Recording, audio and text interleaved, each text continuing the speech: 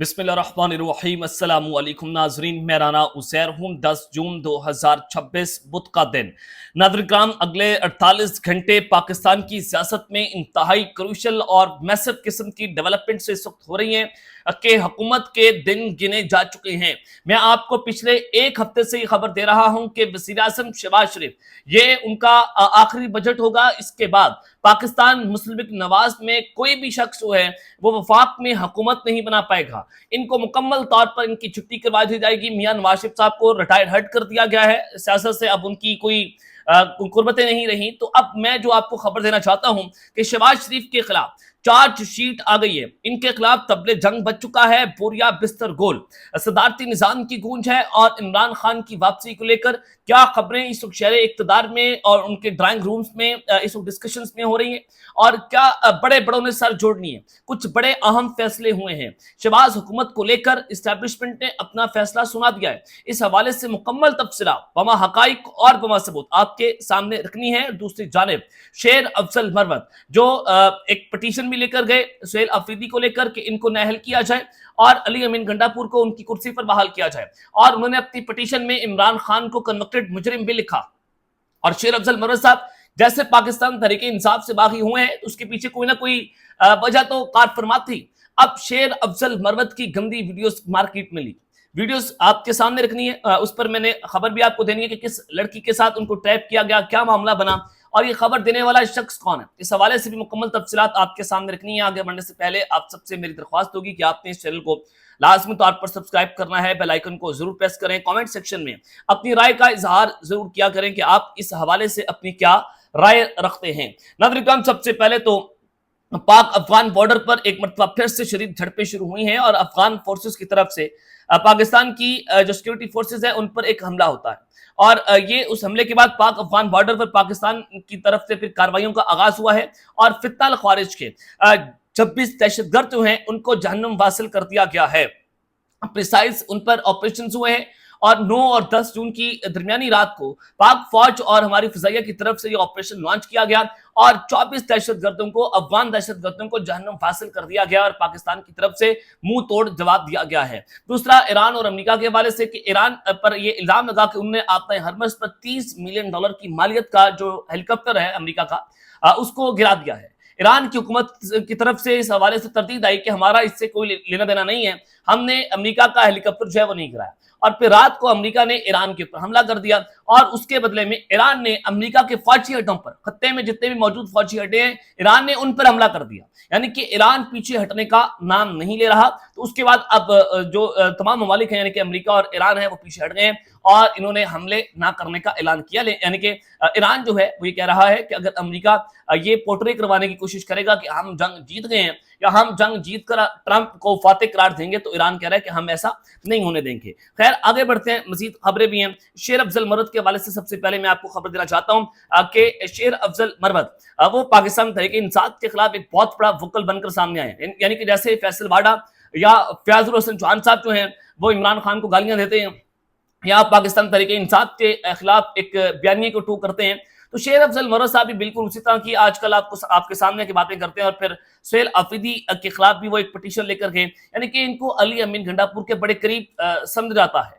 तो मैं हमेशा से कहता हूं कि फयाजुल हसन चौहान साहब जिस नहज पर जाकर खड़े हो गए, यानी कि जिस नहज पर जाकर इमरान खान को बदतरीन किस्म की उनको कैरेक्टर असैसिनेशन करते हैं या फिर उनकी एहलिया के खिलाफ जो अल्फाज वो बोलते हैं, यानी कि कोई और सियासतदान, फवाद चौधरी जो है पाकिस्तान तहरीक इंसाफ छोड़कर गए, असद उमर साहब छोड़कर गए, अली जरी छोड़कर गए या बाकी दीगर लोग हैं, उन्होंने इस तरह की बयानियां तो नहीं किया। परवेज खटक साहब भी छोड़कर गए, उन्होंने भी ये बातें नहीं की। जो फयाजुल हसन चौहान साहब जो हैं वो इमरान खान को छोड़कर बातें कर रहे हैं, तो यानी कि बड़ी गलीज किस्म की गुफ्तगू वो करते हैं। तो शेर अफजल मरवत साहब भी अब उसी लाइन पर जाना शुरू हो गए। अब शेर अफजल मरवत की एक वीडियो जो है उसकी लीक होने का मामला सामने आ रहा है। सफीला खान, ये यूके में बैठे सहाफी हैं, इनको नाम नेहा सहाफी कह लें तो कहना गलत नहीं होगा। सफीला खान साहिबा जो है वो किसका बयानिया टो करते हैं वो आप बेहतर तौर पर जानते हैं, आप इनका ट्विटर अकाउंट भी देख सकते हैं। अब सफीला खान साहिबा ने एक ट्वीट किया है, वो कहती हैं कि तहरीक इंसाफ की एक टिकटॉकर जो चंद रोज कबल ऑपरेशन करवाने गई थी और जो माजी में शेर अफजल मर्रत की बियर की बोतल लेकर होटल के कमरे में न सिर्फ गई थी, जिस शख्स के साथ मिलकर शेर अफजल मर्रत को ट्रैप करने के लिए पैसे लेती रही, एक बहुत बड़ा स्कैंडल मार्केट में आ चुका है। एक शख्स के साथ मिलकर उन्होंने शेर अफजल मर्रत साहब के लिए वो बियर की बोतलें भी लेकर जाती थी कमरे में और फिर उनको ट्रैप भी किया। जो कुछ होता रहा वो कह रहे हैं कि एक बहुत बड़ा स्कैंडल है जो मार्केट में आ चुका है और वो एक टिकटॉकर है तहरीक इंसाफ की और चंद रोज कबल उसने अपना अबॉर्शन भी करवाया और फिर उन्होंने जो है वो कहा कि मैं तो इतनी गलीज कहानी ना सुना सकती हूँ ना ही बयान कर सकती हूँ, लेकिन इतना बता दूं कि हनी ट्रैप का एक बहुत बड़ा नेटवर्क एक्सपोज होने जा रहा है। Best of luck to all the mistresses. ये जनाब उनकी तरफ से जो है कहा गया कि हनी ट्रैप का एक और बड़ा नेटवर्क जो है वो सामने आ रहा है जिसमें शेर अफजल मर्रत जो है वो ट्रैप हो गए हैं। यानी कि आप अंदाजा करें कि फिर ये वीडियोस जो है मुज़ाहिरा कहीं और तो होंगी और फिर उन वीडियोस के जरिए शेर अफजल मर्रत को कैसे ट्रैप किया गया या कैसे इस्तेमाल किया गया। अब आप डॉट से डॉट्स कनेक्ट कर लें, आपको गुत्थियां सुलझना जो है वो शुरू हो जाएंगी। यानी कि ये इल्जाम जो है मैं अपने वीलॉग के तवज्जो से कह रहा हूं कि मैं शेर अफजल मर्रत साहब के ऊपर नहीं लगा रहा। ये सफीना खान साहिबा जो है उनकी ट्वीट है, मैंने आपको पढ़कर सुनाई है, उनकी खबर है। जो खबर मैंने आपको बता दी है कि सफीना खान साहिबा जो है वो ये क्लेम कर रही है, यानी कि कल को शेर अफजल मर्रत साहब उठकर कोई डेफेमेशन का केस करे तो सफीना खान साहिबा के ऊपर करे, यूके में जाएं और वहां की अदालत में जाकर साबित करेंगे कि ये जो क्लेम है ये सफीना खान ने उन पर घटिया लगाया, उन पर डिफेमेशन का केस करें और जो है वो अपना मुकदमा जीत कर अपने आप को बरी भी करें। खैर जो 12 जून को पाकिस्तान की वफाकी हुकूमत जो है वो अपना बजट पेश करेगी। आज 10 जून है और केपी के हुकूमत भी आज कौमी इत्तेसादी कौंसिल का इजलास था, उसमें उन्होंने शिरकत की है और वज़ीर आला सुहेल अफरीदी जो है वो आज वज़ीर आज़म हाउस उनकी आमद हुई है और वो इत्तेसादी कौंसिल के इजलास के अंदर जो है वो शिरकत करेंगे। तो अब सुबह जो है वो वफाक की मदद करेंगे उनके बजट के हवाले से।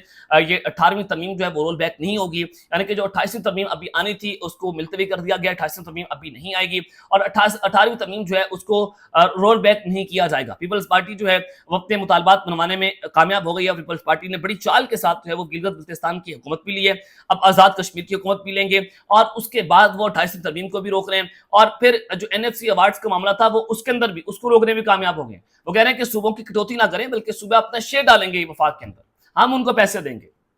तो यानी कि पीपल्स पार्टी जो अपने मुतालबात मनवाने में, हुकूमत को ब्लैकमेल करने में, सिस्टम को ब्लैकमेल करने में जनाब कामयाब हो गई है। खैर दूसरी जानिब शहबाज शरीफ के खिलाफ चार्जशीट आई है और बोरिया बिस्तर गोल हो गए। तदारती निज़ाम इमरान खान की वापसी के लिए सर जोड़ लिए गए। ये बड़ी अहम तरीन ब्रेकिंग न्यूज इस वक्त सामने आई है। सुहेल वाहिद साहब जिन्होंने आज से इमरान खान साहब के दौर में जब इमरान खान और जनरल बाजवा के हवाले से ये बातें हुआ करती थी कि वन पेज है, ये वन पेज कोई तोड़ नहीं सकता, तो उन्होंने एक कॉलम लिखा था कि कंपनी नहीं चलेगी। फिर वही हुआ कि उसके कुछ माह के बाद वो कंपनी नहीं चली और वो लड़ाइयाँ बनी और फिर इमरान खान साहब जो है उनको तरीके अदम एतमाद के जरिए इमरान खान ने इल्ज़ाम लगाया कि मुझे साइफर के जरिए बैरूनी मुदाखलत हुई और फिर मेरी हुकूमत का तख्ता उलट दिया गया, रजीम चेंज ऑपरेशन हुआ। तो वही कुछ हुआ, ये कंपनी जो है वो नहीं चली और फिर उसी जनरल बाजवा साहब को खान साहब जो है उनके खिलाफ वो नैरेटिव बनाते हुए नजर आए। तो आज एक मरतबा फिर से सुहेल वाहिद ने कॉलम लिख दिया, ये कंपनी नहीं चलेगी, खबरदार होशियार तैयार, ये उनके कॉलम का अनुमान है। सुहेल वाहिद की तरफ से कहा गया, ये बहुत बड़ा क्लेम किया गया है और आप जानते हैं कि सुहेल वाहिद जो है इमरान खान के हक में वो अपनी कोई ज्यादा उनका कोई नजरिया नहीं है, वो प्रो एस्टैब्लिशमेंट समझे जाने वाले साहबी हैं। इससे पहले उन्होंने जो फील्ड मार्शल सैयद आसिम अली साहब उनकी जो मुलाकात है उसको रिपोर्ट भी किया था, जिसके बाद ISPR की तरफ से तरदीद भी सामने आई और उनको जो है वो शदीद किस्म की तनकीद का सामना भी करना पड़ा। तो सुहेल वाहिद साहब जो है वो क्लेम कर रहे हैं कि मौजूदा हुकूमत अफादियत इसलिए खो रही है कि ठहराव का शिकार है, उसका मुस्तकबिल का कोई बड़ा विजन नहीं है। जब बेरोजगारी मुसलसल बढ़ रही है, तेल की कीमतें चढ़ रही हैं और ना सरमायाकारी आ रही हो ना कोई मुसबंदी सामने आ रही हो, तो हवाएं रुख बदलना लगती हैं, हुकूमत चिरागों में रोशनी नहीं रहती, बेजान लाशों को उठाकर कौन ज्यादा दूर तक चल सकता है। ये बड़ी इंपॉर्टेंट बात उन्होंने की है, मैं इसका तर्जिया भी आपके सामने कर देता हूं आगे चलकर। और फिर सुहेल वाहिद साहब ने कहा कि एक टॉप माहिर मशत के मुताबिक इस बजट के बाद या तो हुकूमत को खुद तब्दील करना पड़ेगा या फिर घर जाना पड़ जाएगा, either it has to change or go to home. और दूसरी बड़ी वजह सियासी है कि हुकूमत बयानियां दे सकी, ना ही ग्रास रूट लेवल के ऊपर सियासी हैसियत जो है वो अपनी बना सकी है। फिर उन्होंने कहा कि भारी दिल के साथ लिख रहा हूं, अगरचा इस हुकूमत के ऊपर एक अरूज है, बज़ाहिर सब कुछ ठीक चल रहा है, मगर इस अरूज के बाद जुलाई से इसका जवाल का सफर जो है वो शुरू हो जाएगा। अब आप अंदाजा करें कि जुलाई के बाद इस हुकूमत के जवाल का सफर शुरू होने की खबर उन्होंने दे दी है, ये कंपनी नहीं चलेगी। तीसरा उन्होंने कह दिया कि हुकूमत को घर जाना पड़ेगा, एस्टैब्लिशमेंट इस हुकूमत के गंदे कपड़े कब तक धोएगी, वो आप ये गंदे कपड़े नहीं धो सकती। ना हुकूमत जो है बैरूनी सरमायाकारी लेकर आई है, आप बैरूनी सरमायाकारी तो छोड़ें, पिछले 16 माह से SIFC का प्लेटफॉर्म तो बंद है, पाकिस्तान में कोई फॉरेन इन्वेस्टमेंट सामने नहीं आया, बल्कि लोग अपनी कंपनियां, फॉरेन इन्वेस्टर अपनी कंपनियां पाकिस्तान से बाहर लेकर जा रहे हैं, वो छोड़ रहे हैं पाकिस्तान को।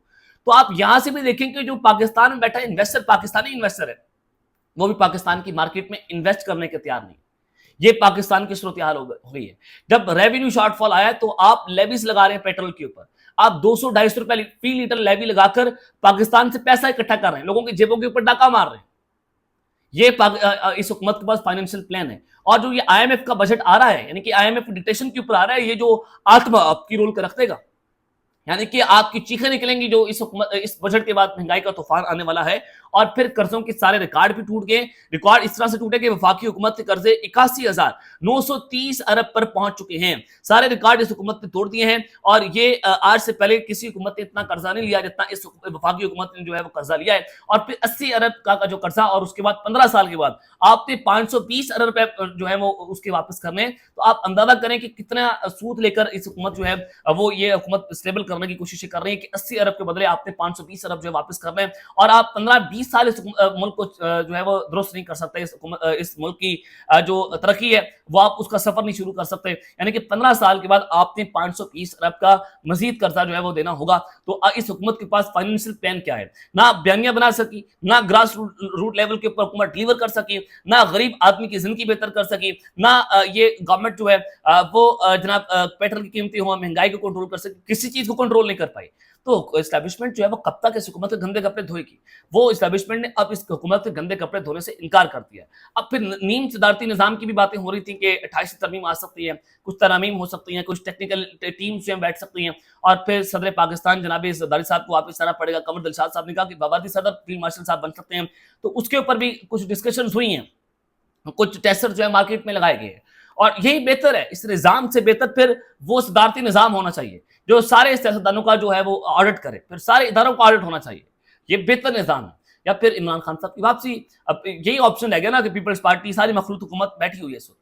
پھر اس کے بعد دو آپشن رہتے ہیں, یا تو پھر مارشل لا لگ جائے, صدارتی نظام آ جائے, یا پھر عمران خان کی واپسی آ جائے. تو عمران خان کی واپسی جو ہے اس کے اوپر بھی کوئی جو ہے وہ آپ کو نظر نہیں آ رہا کہ آپ ان کے اوپر رسک لے لیں. آپ بالکل اس کے اوپر پاکستان کی اسٹیبلشمنٹ جو ہے وہ رسک نہیں لے سکتے, نہ ان کے ساتھ معاملات جو ہیں وہ طے ہو رہے ہیں. دوسرا, مارشل لا آپ اس ملک میں لگا نہیں سکتے, بہت مشکل ہو چکا ہے.